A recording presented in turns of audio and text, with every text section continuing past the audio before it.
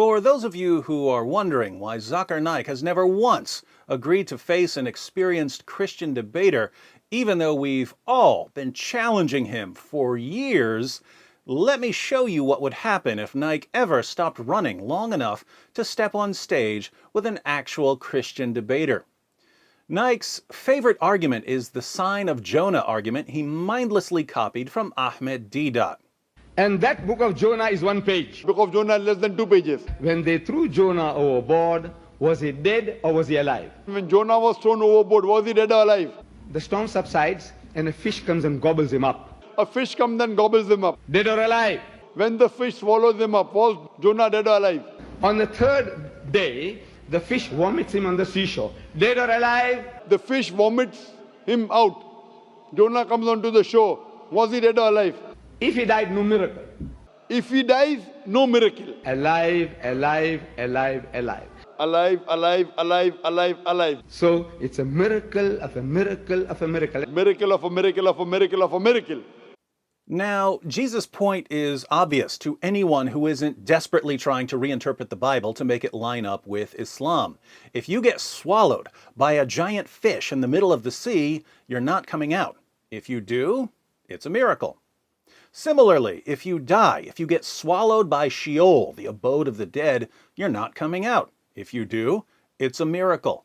So Jonah escaping the fish was a miracle. Jesus escaping Sheol was a miracle. Pretty straightforward. But Muslim apologists love to twist Jesus' words to support their religion, so they insist that the only possible meaning here is that Jesus wouldn't die. Jonah was alive in the fish, so Jesus was alive in the tomb. Now, what's wrong with the interpretation of Naik and Deedat? Lots of things, but one of the most glaring problems is that Jesus calls their interpretation satanic. I'm willing to lay this down as a rule.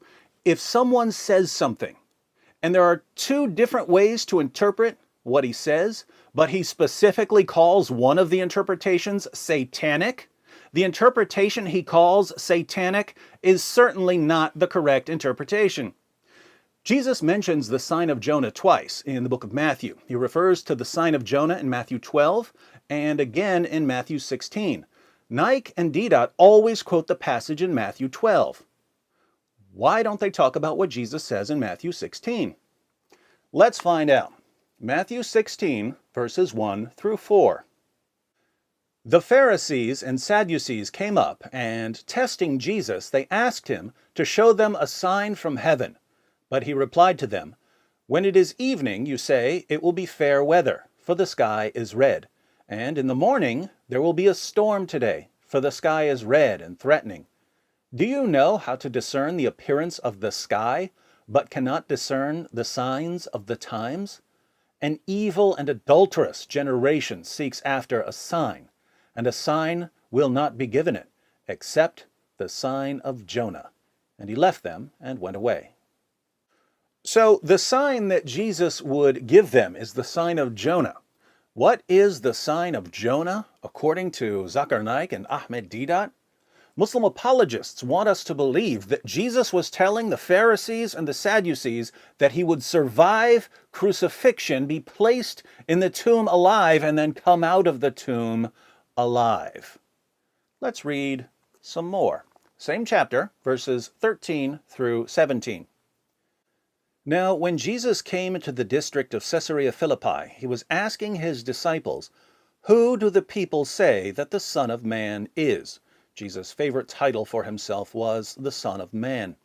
And they said, "Some say John the Baptist, and others Elijah, but still others Jeremiah, or one of the prophets." He said to them, "But who do you say that I am?"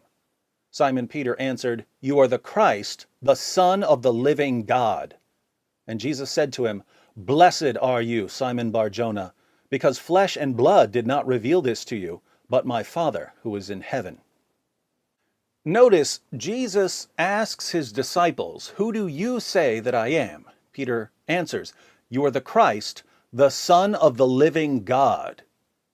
If Jesus were a Muslim prophet, this would have been a really good time to say, "Whoa, what's wrong with you, Peter? Why did you just call me the Son of the living God. Don't you know that God can't have a son because he has no wife? But that's not what Jesus said. He said that Peter was blessed and that Jesus' true identity as the divine Son was revealed to Peter by the Father. Is that what Islam teaches? No. So why does Zakir Naik go to this book and pretend that it supports Islam? Because he's a liar. But he doesn't want his followers to know that he's a liar, which is why he only agrees to face people who've never debated before. And it's about to get worse. Same chapter, verses 21 through 23. From that time, Jesus began to show his disciples that he must go to Jerusalem and suffer many things from the elders and chief priests and scribes and be killed. Yes, Jesus just said that he's going to Jerusalem and that he's going to be killed and be raised up on the third day. Now, watch what Peter does. Peter took him aside and began to rebuke him, saying, "God forbid it, Lord, this shall never happen to you." Peter here says exactly what a Muslim would say. "No, Jesus, you don't know what you're talking about. You're not going to die." And how does Jesus answer him? But he turned and said to Peter, "Get behind me, Satan. You are a stumbling block to me, for you are not setting your mind on God's interests, but man's." Why does Jesus call Peter, his most trusted disciple, Satan? He calls Peter Satan for saying that Jesus wasn't going up to Jerusalem to die. Now, Jesus clearly isn't saying that Peter is literally Satan. He wouldn't want Satan as the leader of the apostles. And he's not saying that Peter is possessed by Satan. I don't think Satan knew how God was going to use the crucifixion, so it wouldn't make sense for Satan to oppose Jesus' crucifixion.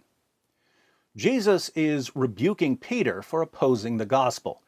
Peter called Jesus the Son of the living God. So Peter got that part right. And Jesus said that that was revealed to him by the Father. But when Jesus tells Peter that he's going to die on the cross and rise from the dead, absolutely essential for our salvation, Peter says, "No." And Jesus replies, "Peter, you don't know whom you're serving right now. By focusing on worldly things and not paying attention to what the Father is doing through me, you're opposing the gospel." And he calls Peter Satan. Think about this. When you acknowledge that Jesus is the divine Son of the Father, Jesus says that you're blessed and that this was revealed to you by the Father.